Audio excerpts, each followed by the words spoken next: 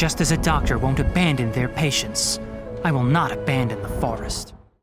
Those who travel through Avidya Forest will sometimes meet a rather special forest watcher. He has large ears, a long tail, and a slightly delicate face. If a less discerning eye were to appraise him, he might even look like some kind of small, rare animal native to the forests. But anyone who has even been acquainted with him will know that there is clarity to his words and steadiness in his bearing. This is the Forest Watcher of Avidya Forest, Tighnari. Hey there travelers, my name's Ness. Today, I'm going to be narrating every single one of Tighnari's character stories from the game. Tighnari is the newly introduced Dendro 5-star playable character from the Genshin Impact 3.0 update that introduces the Sumeru region. I personally haven't gotten any luck in pulling for him, but do let me know in the comments if you have him and if you enjoy playing the game with him. Without further ado, let's jump into these character stories. Also, spoilers for Genshin Impact coming up ahead, and credits to the Genshin Impact Wiki on Fandom for all of the content that I'm about to read. Character Story 1, unlocked at Friendship Level 2. Other than the most basic of forest maintenance, the forest rangers will often encounter a great number of problems whose origins lie in human hands. In response to such situations, they must not only solve the problem at hand, but also try to admonish the perpetrators. And yet, these exhortations are not always accurately communicated. This will improve greatly after Tighnari joined the Forest Watchers. Part of this is his scholarly rigor, the way in which he will unceremoniously teach the troublemakers. But more importantly, Tighnari is able to communicate the correct way to act and the reasons behind that in a manner most comprehensible to those he teaches. The way he sees it, these crafts of living out in the wild are also knowledge, and that getting people to accept knowledge is an art in and of itself. It is far more useful to be straightforward about the other part's errors and what is at stake, as opposed to dryly giving advice. This is also why Tighnari has disagreements with the Academia's purveying of the Akasha Terminal. Knowledge is, in truth, the treasure of all living beings. It should be passionately embraced by those who are curious about it, as opposed to becoming a tool for survival, doled out in limited amounts. Unfortunately, as a young researcher, Tighnari did not have anywhere near the clout to stand against the Academia, and even now, he can only do what he can in a limited capacity. At the same time, reality does not quite match up to one's ideals. As such, some unlucky soul getting lectured by Tighnari is no uncommon sight in Avidya Forest. Character Story 2, unlocked at Friendship Level 3. When Tighnari first arrived at Gunharvaville, he was still a normal member of the Forest Rangers, no different from any other Forest Watcher. Rather than taking part in all these babbling debates about all these big ideas, I might as well change the forest for the better in a practical manner, using what I've learned. This was how Tighnari originally felt when he joined the Forest Rangers, a fresh graduate from the Amurta school who had parted ways with the Academia. But he soon discovered that the Forest Rangers had significant problems of their own. They were passionate about protecting the forest, yes, but the organization as a whole lacked rational structure and instruction without any measure of scientific rigor. Alas, change could never come without any difficulty, and yet Tighnari was never good at leaving things to rot. As such, the highly active Tighnari leapt into action to turn things around. He created a rationalized forest patrol log, assigned tasks according to each person's strengths, and regularly conducted natural history training for his fellow team members. With the enthusiastic cooperation of his fellow rangers, the forest patrols around Avidya Forest grew ever more effective, especially around Gunharvaville, where it could be said to be perfect. Naturally, this knowledgeable and highly active researcher would become someone whom the forest rangers looked up to. One day, Tighnari would discover that he had a new name amongst his colleagues. Hey there, General Watch Leader, could you look over the journal entry I wrote for today? General Watch Leader, I found some baggage down in the Chinvat ravine. I've placed it at the lost and found section. Oh no, where has Sag gone? General Watch Leader, have you seen it around? He at first took this for slips of the tongue, but many recurrences later, this sign would see his brows furrow. Do we actually have that rank? Or are we just going for something similar to General Mahamatra? Whatever the case, Tighnari would eventually prevail upon everyone to go back to calling him Forest Watcher, Master, or Mr. Tighnari. I'm afraid General Watch Leader is too great a title for me to bear, or so he said. That actually reminded me of a joke someone once told me about the title General Mahamatra. He did not make mention of this other reason for his refusal of that title. Character Story 3, Unlocked at Friendship Level 4. There was a time when a certain vibrantly coloured flower was all the rage amongst the people of Sumeru. Many people would buy it to adorn their houses, and thus it gradually became a trend. Unfortunately, this flower was not long for the world if removed from the rainforest and would only last 2 days at best if so plucked. Flowers that were no longer fresh would soon be discarded, left by the wayside to rot. A shame by any standard of imagination. This could not go on. Never mind the garbage or pollution related issues, this trend ran the risk of damaging the forest ecosystem if it persisted long enough. However, just as the forest rangers were mulling over this problem, Tighnari would send out an offer of cooperation with the flower sellers in the city. The forest rangers would help them gather fresh flowers for free, but that they should provide an additional service, informing those who came to purchase the flowers that if they sent them back by the second day, they would obtain a receipt that could then be exchanged within the next 3 days for a dried flower decoration. These decorations were, of course, provided by Tighnari and the rest of the forest rangers. The option to pay for them and how much to pay would be left up to the buyer of the flowers, just as things might go at a charity bazaar. Part of this mora would go to the store owner as service charge for collecting the leftover flowers, and the rest would be used for funding the forest rangers' efforts to maintain the rainforest. This cooperation went quite smoothly indeed. The flower shop owners saved themselves the trouble of searching deep within the rainforest for their floral quarry and got some extra income. The forest rangers got to control the process and amount of flowers gathered, and also got some extra funds. Those who bought flowers would not only receive a temporary flower as a companion, but also a more permanent memento. This all went quite swimmingly, but some rangers did not understand, asking, "Why did we just ban the gathering of such flowers in the first place? Wouldn't that have been simpler?" Tighnari shook his head when he heard the answer, causing his ears to shake. We shouldn't make such simple calculations. If we were to force our requests through, we would be just like a stolid lecturer who fails to have others understand, but who stirs up feelings of rebellion instead. If that were to happen, our reputation would be the least of our woes. We would have our hands full trying to deal with those who were coming to pick flowers illegally. In any case, trends will change. Don't worry. I'm sure the people's attention will shift to something else soon. Pragmatic as these words are, they quickly found traction within the forest rangers. Colet's nods were particularly rapid. The dried flower decorations that Master taught us to make have been pretty popular with the children too. Character Story 4, Unlocked at Friendship Level 5.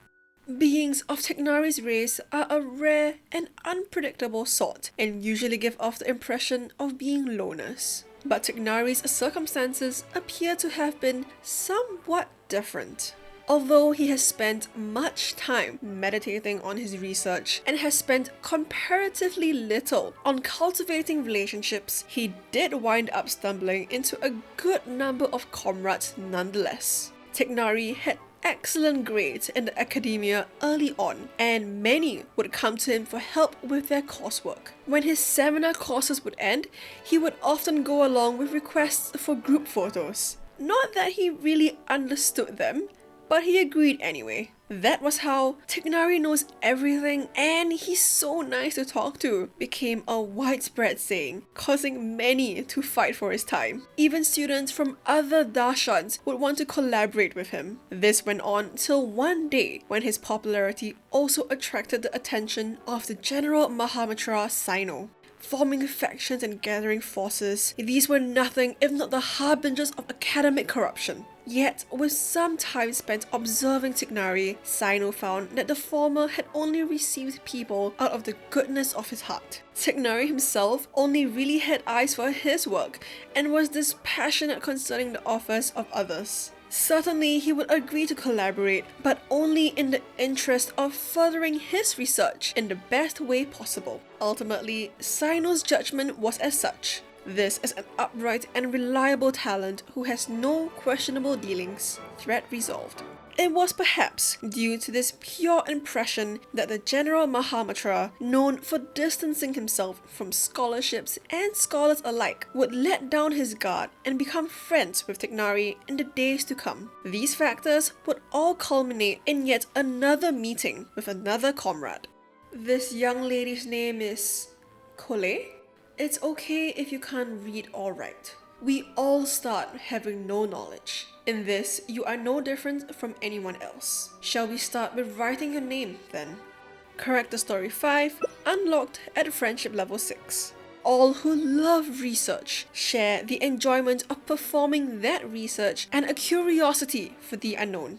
This is also true of Tighnari, and indeed, his curiosity seems to have been with him since birth. While children his age were still reading fairy tales, Tighnari was already flipping through crates and shelves in his parents' study. From his father who studied insects, he would take general textbooks, and from his paleontologist mother, he would borrow some images of fossils. Thus did Tighnari absorb all this knowledge, whether he understood it or not, while hugging his tail.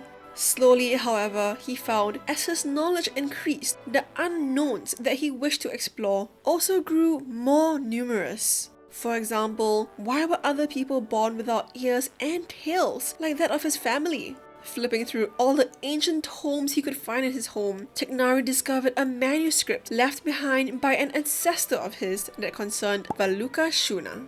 As the records claimed, Valuka Shuna were a race subject to the Scarlet King and who dwelled in the vast desert, mostly possessing light-colored fur and large ears that were excellent at dissipating heat. Later, calamity would descend and destroy the Scarlet King's realm, with the Valuka Shuna only surviving due to the grace of the Dendro Archon, which turned their fur green.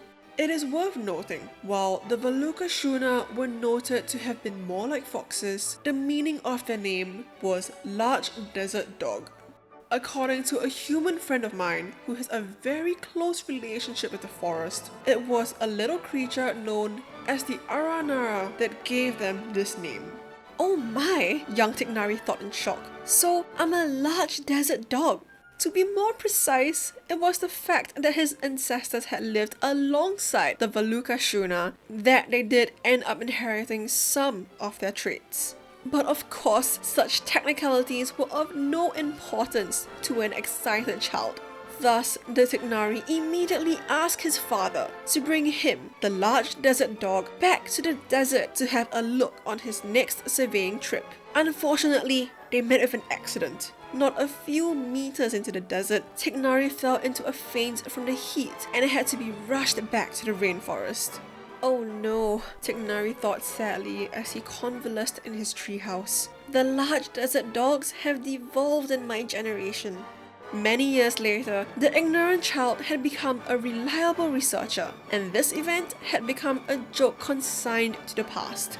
Nowadays, Tighnari not only knows why those little Aranara gave them this name, but also why he faints easily from the desert heat. The former is simple. Foxes and dogs are, biologically speaking, both canines, so the Aranara might have viewed them as interchangeable. As for the latter, though Tighnari is loath to admit it, it probably had something to do with what his father said then as he tousled his hair. This lad's fur is an intensely dark shade of green. He's going to have trouble in the desert heat for sure. Researcher's first magnifying glass, unlocked at friendship level 4. When little Tighnari would explore alone in the rainforest, he would carry a magnifying glass with him. That was a gift from his mother. Light and cogent in design, it could immediately be recognized as a tool suited for children. Your ears can already help you hear sounds from really far away, so let this magnifying glass help you see smaller things. Thus, did Tighnari use this device to see the veins on the back of leaves, the powder that hung off butterfly wings, and the trails of the rainforest snakes. It was through this gradual observation, collection, and consideration that he was eventually admitted into the Amurta Early, beginning his official learning journey under the sage there. Tighnari placed the magnifying glass, scarred and weathered by many years of use, on top of his brand new invitation letter, placed his hands on his cheeks, and thought for a good long while. Finally, he had this constant companion of his converted into an ornament that he might wear on his person. He knew that once he entered academia, he would study more complex books and access more marvelous instruments, and that there was little place for this old beginner's magnifying glass. However, it would always be his companion in his search for knowledge, and would follow him to see lands wider and vaster still. Vision, unlocked at friendship level 6. Academic conferences are unavoidable at academia, no matter whether one is here to learn or work. Those at the podium will wax lyrical, and those in the audience will give their support. This sight is most commonplace at such conferences. But strictly speaking, what researcher, adrift amidst the vast sea of information, will not make mistakes in their investigations? At one such conference that Tighnari attended, one speaker spoke of things that Tighnari knew to be untrue. Then he was just a bystander and a listener. Glancing around his surroundings, almost subconsciously, he noticed that neither his classmates nor his teachers had said anything. What should he do? Perhaps everyone indeed knew what the problem was, but did not want to make the speaker lose face. Or perhaps he was the only one who had noticed the problem, and his silence now would cause misinformation to spread. But Tighnari did not hesitate long before steeling himself. Though both his status and the scene were obstacles to his path, the rigor of knowledge eventually won out.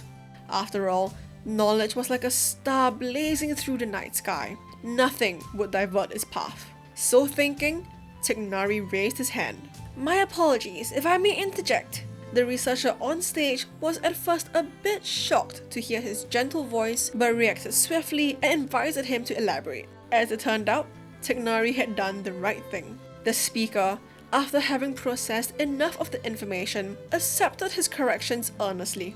And once the exchange had ended, other students and teachers in attendance would also speak in their turn, leading to new research angles opening up for the topics discussed at the conference. Tighnari himself would also receive name cards from some well-known researchers. Once the whole incident was over, Tighnari would heave a sigh of relief. That was a fortunate, no, indeed, a joyous thing that those who studied alongside him also accorded knowledge the gravitas it deserved. But he had not yet counted on something still more fortunate and joyous to occur.